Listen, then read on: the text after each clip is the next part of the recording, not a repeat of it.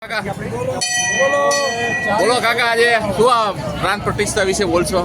આજે રતનપર ગામ સમસ્ત 18 વણ અને આશરે 140 વર્ષ પહેલાં ગરીબદાસ બાપુ અને ભગવાનદાસ બાપુ અને પ્રભુદાસ બાપુ અને એમનો આખો ગોંડલિયા પરિવાર અને ગામ સમસ્ત જે તે વખતે 140 વર્ષ પહેલાં મંદિર બનાવ્યું અને એનો જીર્ણોદ્ધાર કરવા માટે હજુ 12 મહિના નહીં થયા હોય.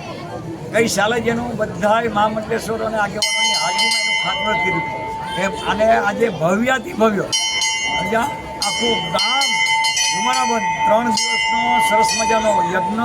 આજે યજ્ઞની પૂર્ણાહુતિ થઈ. બપોરે સરસ મજાનું 12:39 શુભ મુહૂર્તમાં રાઘવેન્દ્ર સરકારની વિકાસ થઈ બધાની હાજરીમાં સાધુ સંતો મહંતો અને ગામના જે આગેવાનો, ખાસ કરીને મકવાના કુટુંબ, જે દિલુભાનો અમારા પરમાર કુટુંબ, વેગર પરિવાર, 18 વણ અડાજા પરિવાર બધાયના શાસકાથી આજે ભવ્યાતિ ભવ્ય દિવ્ય મંદિરની અંદર આજે ભગવાન બિરાજમાન છે. અને આજે આખું ગામ રતનપર ધુમાડા બંધ છે અને અત્યારે પ્રસાદનું કામકાજ ચાલુ છે. રાઘવેન્દ્ર સરકારને અન્નકૂટ ધરાવી અને પ્રસાદનું કામકાજ ચાલુ છે.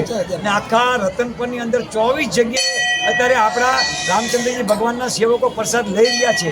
એની તમારે મુલાકાત લેવી હોય તો પણ લઈ શકો છો. અત્યારે આશરે કાકા કેટલા લોકોએ પ્રસાદ લીધો છે? આશરે 50,000 કરતાં વધારે એમ સુરેન્દ્રનગરના, જોરાનગરના દર્શન થયો એમને પણ બધાને પ્રસાદ લીધો, બધા લઈ રહ્યા છે. એટલે આપને પણ આમંત્રણ છે.